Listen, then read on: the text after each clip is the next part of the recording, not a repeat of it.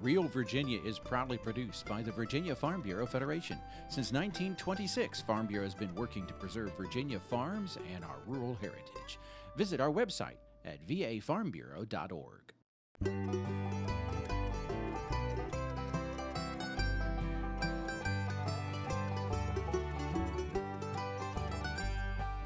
Home will always be Virginia, between the Blue Ridge and Chesapeake Bay, Atlantic to Appalachia, home in my heart always. Hello everyone and welcome to Real Virginia, a show about Virginia agriculture and the people who produce all of the wonderful products we enjoy, brought to you by the Virginia Farm Bureau. A new study confirms what many farmers have been saying for years. There's no reason to avoid genetically modified foods. Chef John Maxwell shows off an old family favorite recipe in the heart of the home, and the Virginia Quarter Horse is definitely a breed apart. Welcome back everyone. We are here at Tricycle Gardens. It's an urban farm in Richmond, Virginia. And a new study has been released that shows that genetically modified foods are safe and in fact in some cases healthier. This study was produced by the National Academy of Science, Engineering, and Medicine. Corn, potatoes, apples, soybeans. About 80% of the food in America's grocery stores is known to be produced with GMOs, according to the University of California Division of Agriculture and Natural Resources. A new report from a leading science organization finds this process of modifying foods is generally safe for humans and the environment. The National Academies of Science, Engineering, and Medicine concluded that tinkering with genetics of what we eat, adding a gene from another species, doesn't have any negative effects on human health. GMOs are different from traditionally bred crops in that you're inserting specific genes to do specific things. So in some sense, it's just a very specific type of breeding. We've been breeding and changing crop plants for literally thousands of years. So what's different with GMOs is the techniques we're using to insert novel genes. The report is more than 400 pages and took 2 years to produce. It includes reviews by 20 experts from more than 900 studies. It also received more than 700 public comments. The conclusion? There's no substantiated evidence that foods from GE crops are less safe than foods from non-GE crops, and that instead of focusing on the nuts and bolts of how food is raised, regulators need to focus more on the safety of the end products. The agricultural community has known this for years. Farmers have been producing GMO crops since the early 1990s. They've been doing it safely and getting them to the market and allowing families to consume them on their dinner table. There have been over 2,500 studies that have been scientifically based that have proven this, and this is just another study to highlight the importance of GMOs and also the safety to reassure consumers that they can be confident in their food supply. The goal of the study was to help consumers make educated decisions. The work was done to provide an independent, objective study. Here are some of the highlights. There is no evidence of large-scale health effects on consumers who eat GMO foods. These crops can actually benefit humans more than non-GMOs because of their increase in vitamins, such as vitamin A. Crop losses are lower and insect populations are largely ineffective in areas where GMOs are farmed. GMOs are really an integral part of meeting agriculture's goal to feed over 9 billion people by the year 2050. We have to almost double food production, and we have to do that in a way that's environmentally sensitive and also produces food so it can be economical for every family. Soybeans, corn, and cotton are the top crops using GMO seeds. In most cases, genetic engineering has made them resistant to certain herbicides and insects. This means farmers can use less crop protectants on their fields. Every day, plant scientists are working to find new ways to improve growing methods with GMOs. We hear a lot now about climate change, so we might be able to impart specific genes into plants to better tolerate things like drought stress, salt stress, things like that, that could be really important in the future because the human population is growing at a very rapid rate. And the more people you have to feed, the more food you have to produce. The scientific report was funded by the Burroughs Wellcome Fund, the Gordon and Betty Moore Foundation, the New Venture Fund, the U.S. Department of Agriculture, and the National Academies of Science, Engineering, and Medicine. The first genetically modified food available for sale in the U.S. was the Flavor Saver tomato back in 1994. Designed to give tomatoes a longer shelf life, it was introduced only after the Food and Drug Administration and the U.S. Department of Agriculture approved it. In 1996, Roundup-ready cotton, soybean, and corn varieties were released. These crops are immune to the herbicide glyphosate, which allows farmers to spray for other weeds without damaging the primary plant. This scientific breakthrough made no-till agriculture economically feasible, since growers no longer needed to plow their fields, slowing erosion and runoff. I'm Mark Viette. Coming up on In the Garden, we're going to talk about one of the very best plants for the shade. Stay with us. 90 years ago, the Virginia Farm Bureau made our local farmers a promise to protect and preserve a way of life they'd worked so hard to establish. Today, our insurance agents work to protect all Virginians, not just farmers. Anyone can be a Farm Bureau member, but the original promise remains. There's a local Farm Bureau in every county of the state. We want to keep Virginia, Virginia. Visit our websites at farmbureauadvantage.com and vafarmbureau.org. Shady yards can be quite a challenge for gardeners, but Mark Viette says the good news is there's plenty of varieties of hostas to fill your landscape in the garden.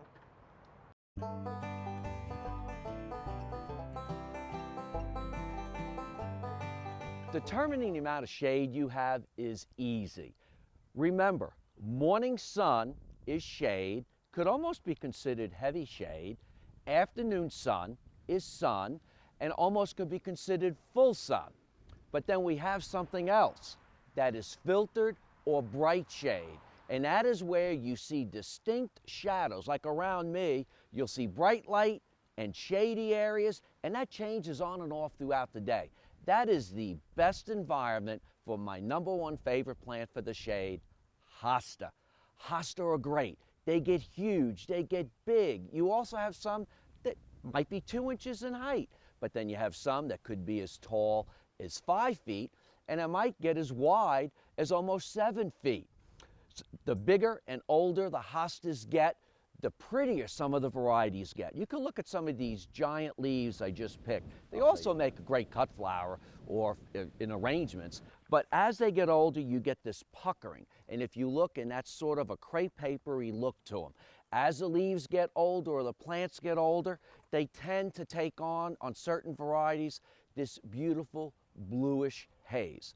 But hostas are great, and they can get to the size, one plant might be as big as a rhododendron. The fact that hosta, or some varieties, can get so big means they're economical because they cover a large area. And they also keep the weeds out. If you look at some of these hostas here, you can see how big they get, and you really don't see a lot of weeds in them. If by any chance you get a late spring frost or a hailstorm, you can go right in the garden and shear them back, or if the leaves don't look great, you can cut them back. One added advantage to hosta is that they have beautiful flowers.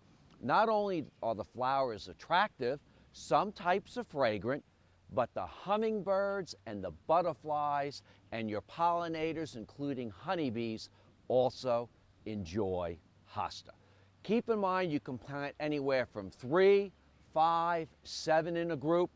In fact, you can create a whole shade garden just with hosta.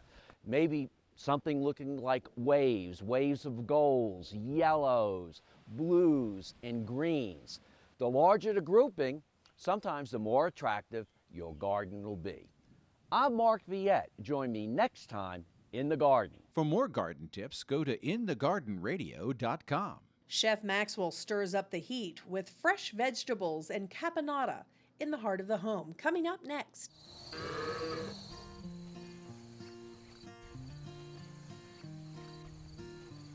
From our farms to your table.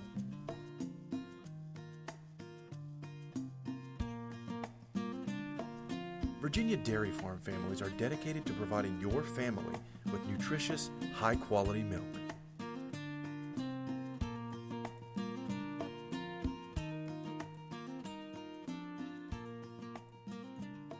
I'm Dan Myers, a fifth-generation dairy farmer from Virginia. I'm Roy Vanderhyde, a first-generation dairy farmer from Virginia. I'm Gerald Heatwool, a third-generation dairy farmer from Virginia. I am dedicated to dairy, my cows, My milk, and our land. Vegetables and herbs are an important part of Virginia's farm economy. Asparagus, beans, beets, broccoli, cabbage, carrots, cauliflower, collards, cucumbers, garlic, ginseng, fresh herbs, kale, lettuce, onions, peas, peppers, potatoes, pumpkins, spinach, squash, sweet corn, sweet potatoes, and tomatoes are raised on more than 1,600 farms in the Old Dominion. Together, these crops generate almost $92 million in sales for growers. Most of these vegetables are sold fresh to consumers, so summer is peak season for the growers. Virginia is ranked right in the middle among all 50 states for vegetable and fruit sales, but we're the third largest tomato-producing state, behind California and Florida. Fresh vegetables are a key ingredient for summertime dishes, and today Chef John Maxwell joins us to share a family recipe for caponata in the heart of the home. Hi, and welcome to Heart of the Home. We're here at Meadow Hall in Meadow Event Park, where we get a chance every week to play with some great local products from some wonderful farmers. We've got a dish today that we're doing that's vegan and gluten-free. So for all of you people out there with sensitivities, this is a good one for you. Now, it's an eggplant dish. It comes from Sicily, so it's got a little sweet, a little sour, and it's actually Moorish or Islamic in its tradition. So, all right, so I'm just going to take my knife and go in close to the flesh, all the way down. We get all of our products from Relay Foods, and they specialize in organic, so I've got lots of confidence in the vegetables we're using today. It's important to have a good sharp knife. The sharper your knife is, the safer your knife is. We're just dicing this up. Now I'm going to throw this into this bowl, and I'm going to oil it down good. I'm going to use some good olive oil. Extra virgin is good for this use. I don't usually saute with extra virgin because of the heat that's on it, but this is a slower heat process, so it works good. Put it out on a little sheet pan. Now I'm going to pop this into the oven and let it cook at about 350 for 10 or 15 minutes until it begins to brown. What we're doing is pulling the moisture out, and the bitterness of the eggplant comes out with that moisture. So I've got this pot getting hot on the stove. I'm going to add some olive oil. I usually use plain or light olive oil when I'm going to cook, or I use one of the other kinds of oils, but since this is an Italian recipe, the olive oil works very good. Garlic first. Oh yeah, that's singing to me. You can hear that nice and sizzly. Right? That's the garlic, and then goes the onions. All right, I'm going to let that. You just want to sweat these a little bit. Don't want them to turn brown. Just want them to pull the moisture out. All right. So I've got some carrot. I grated these. You can dice them up really, really fine if you want. Actually, this is really a rustic recipe, so if you wanted to put them in chunks and cook them for a long time, that would work as well. But the carrots give them a sweetness, right, that's a little different than sugar. Right? And some celery goes in there. Right? And some tomatoes. Now I'm using good Roma tomatoes. Right? Romas have got a little richness to them that a regular slicing tomato doesn't have. Right? So I'm putting the tomatoes in there. Right?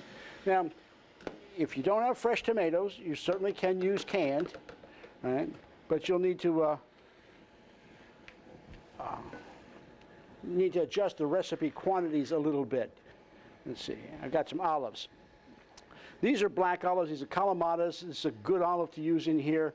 When I make it, generally I'll use an oil-cured olive, but it's a little difficult to get, and I want to make sure this recipe was one that you could make at home, right? So I'm using the Caponatas. Oil-cured olives give it a little bit of a different background, but not a better background, just a little different. So those are there. I'm adding some parsley, some vinegar. This is red wine vinegar. All right. And some sugar. And that'll help with those tomatoes. All right, let this simmer and stew for a while. I'm going to put a little bit of these capers in now.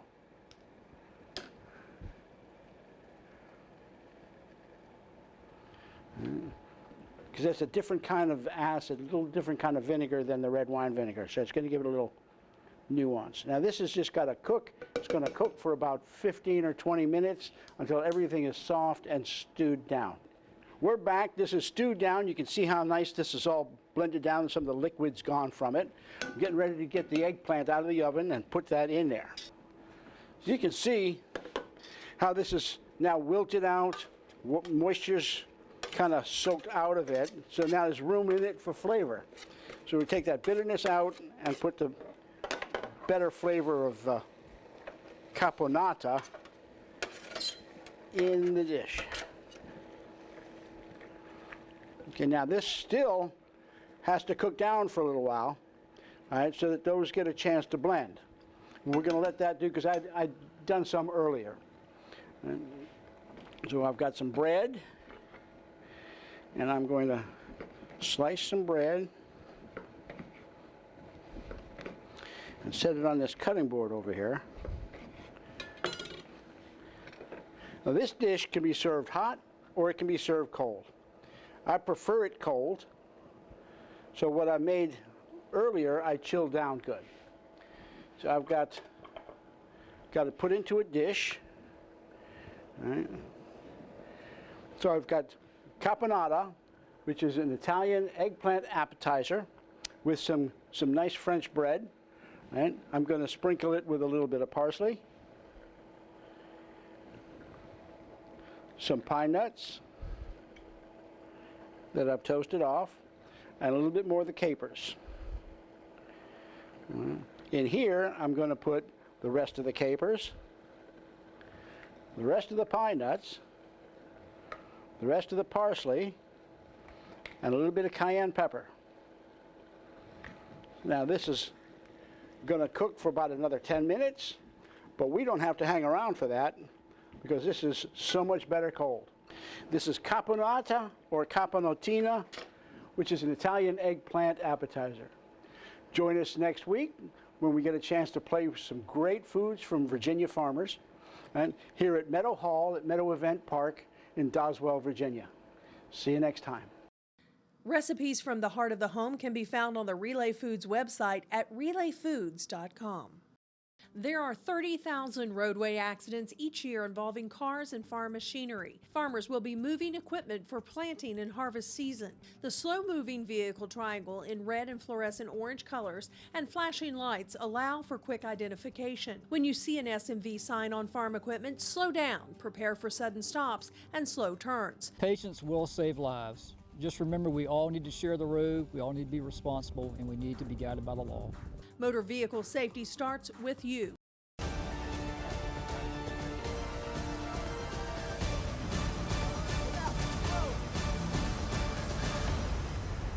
Boating under the influence is illegal no matter where you boat. Law enforcement officers will be conducting heightened enforcement patrols during Operation Drywater, looking for boaters who are boating under the influence. Alcohol is the leading contributing factor in recreational boating deaths. Stay safe, stay sober, never boat under the influence.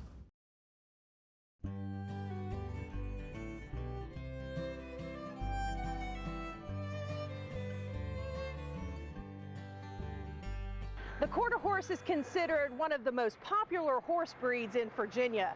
Dave Miller takes a look at why these beautiful animals are so loved by horse owners. Colonists in Virginia were among the first to breed the quarter horse from English thoroughbreds and a sort of native breeds descended from horses left in North America by Spanish explorers. They ended up with a versatile and fast horse that could run the quarter mile faster than any other breed, with speeds up to 55 miles per hour. What I really like about the quarter horse is, you know, they're not a very large animal. Typically, they're 16 hands, or there's some that are taller, but they're 16 hands or shorter.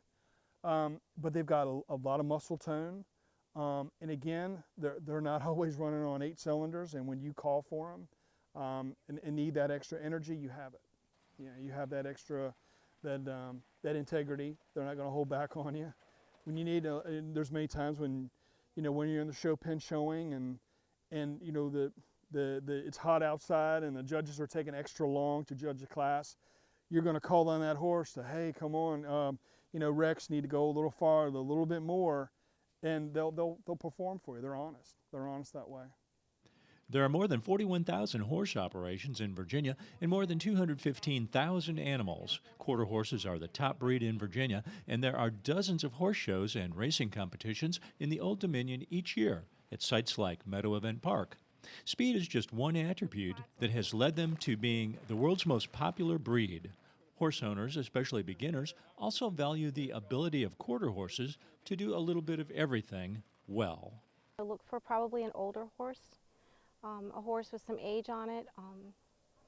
Quarter horses are versatile, so if they want to do trail riding, they can. If they want to go into the show pen, a lot of times you can take them into the show pen.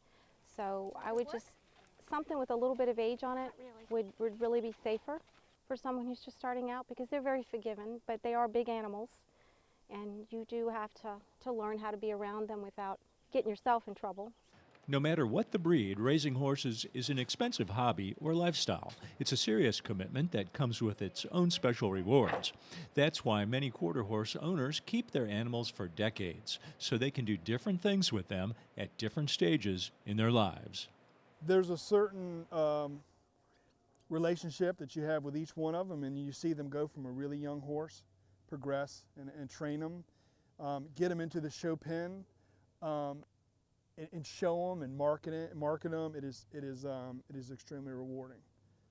It's almost like taking with no downplay on you know, raising a child. Our wife and I have had children ourselves, but it's like raising a child and watching them go out the door and get married and have children of their own, and it's very rewarding. But with horses, it just happens sooner. Biggest thing is, you know, if you're going to buy a horse, do something with them. Don't just buy them and put them in the barn. That's the worst thing you can do. Quarter horses can be used for racing, showing, and all types of rodeo events, but many owners prefer them for a ride in the country. They are great trail horses. The fact that they're short, a lot of times a smaller horse is better on a trail, unless you want to get all the cobwebs. But they're quiet, and they like to learn new things. I mean, they're very curious about, I think, for the most part. The ones that I've had could do both, and they really enjoyed the trail riding. You know, they weren't trained to do it, but they enjoyed doing it. So I think if you were looking for a trail horse, I would think that would be a good choice. Quarter horses are a good choice for all riders, beginner to expert. They can handle almost every type of riding and have the strength and patience to make riding enjoyable. You can learn more at the Virginia Quarter Horse Association website. In Hanover County, Virginia, I'm Dave Miller. That's going to do it for this edition of Real Virginia. We are so glad you could join us to celebrate the bounty Virginia has to offer. Whether it's in your home, your garden, or your landscape, we are proud to say that this is Real Virginia. So for everyone from the Virginia Farm Bureau, thanks for watching. Make it a good week.